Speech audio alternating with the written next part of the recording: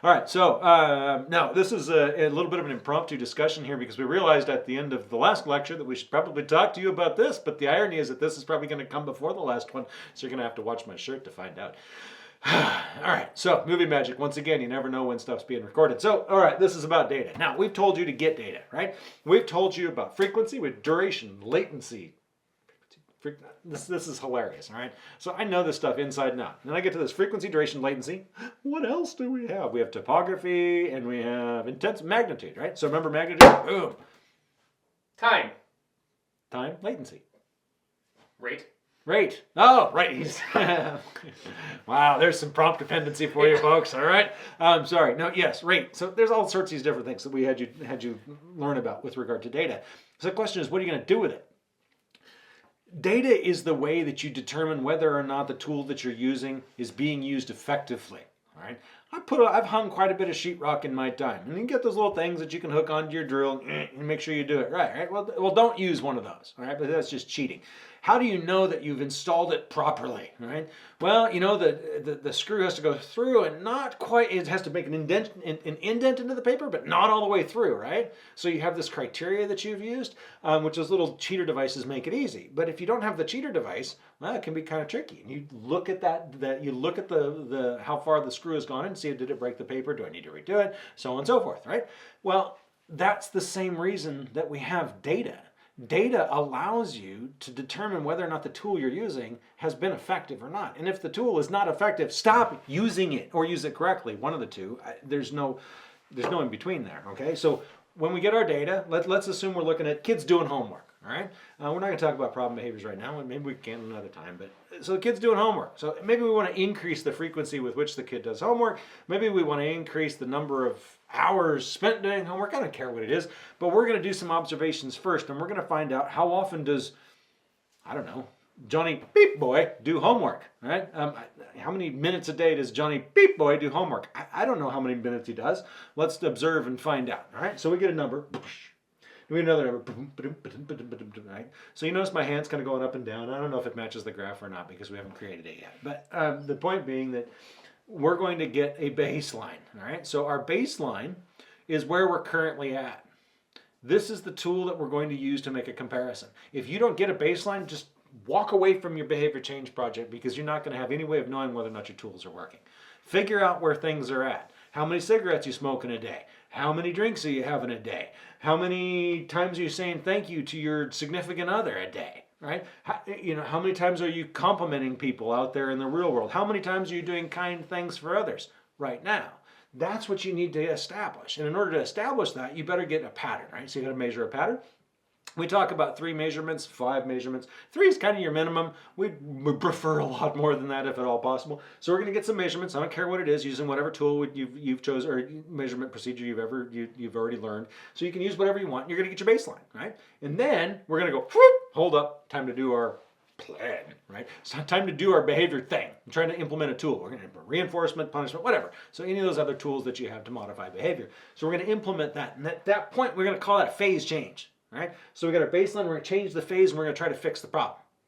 Or it doesn't even have to be a problem. You get my point though, right? So we're going to do our intervention, we're going to do our thing that we want to do in order to modify the behavior, to change the behavior, to reduce something, to increase something, whatever it is. So in this example, we're working with Johnny Beep Boy and homework, right? So we got this homework pattern here, it's kind of bouncing a little bit, and we got a phase change, and we start at this point saying, hey, every time you can hold an A in a class for a week, we will take you out to dinner once that week. Right? So per class, right? So that's kind of a steep, it's a lot of reinforcement, but whatever. It's an example. So 6 classes, starts holding A's. Next thing you know, the A's are going up. All right, but wait a minute. We were counting how much homework little Johnny was doing. So now let's keep measuring homework. I kind of got myself sidetracked there, right? So anyway, so we're tracking homework. Homework's going up. A's are going up.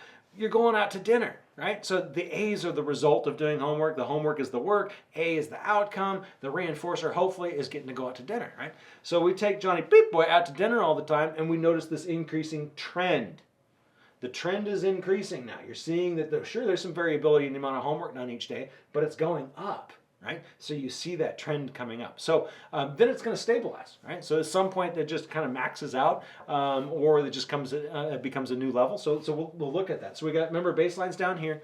And then now we did the trend, the behavior started to accelerate in this new phase, and then the behavior stabilizes a little bit up here. We call that a level change, right? So we're down at this level, and now we're up at this level. Those are two different, so we talk about those as an important feature of data itself. Did you produce a level change as a result of your intervention, right?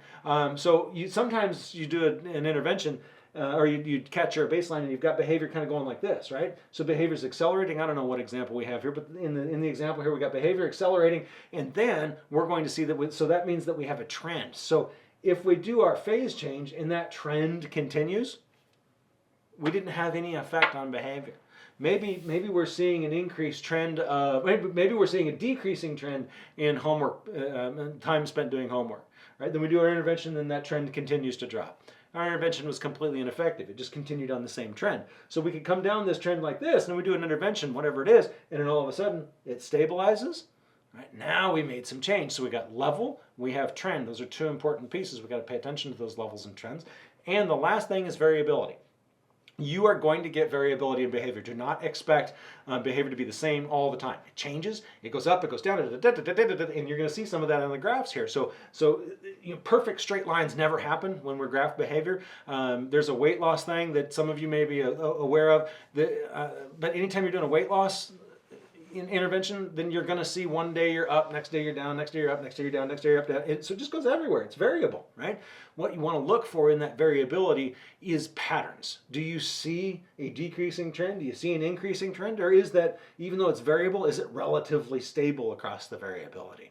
And we can even think of maybe behavior's doing this all over the place, whatever it is, you can reduce the variability. That's some of the effects you can have. So changing trends, right, changing levels, changing the variability, those are all some of the ways you judge whether or not the tools you're using are effective. Just like hanging sheetrock. If you're doing it right, you're not breaking through the paper and the sheetrock's staying up there, right? So if we're increasing this behavior, if we're increasing homework and we apply a reinforcement procedure and the homework behavior stays up at a higher level, we used our tool effectively.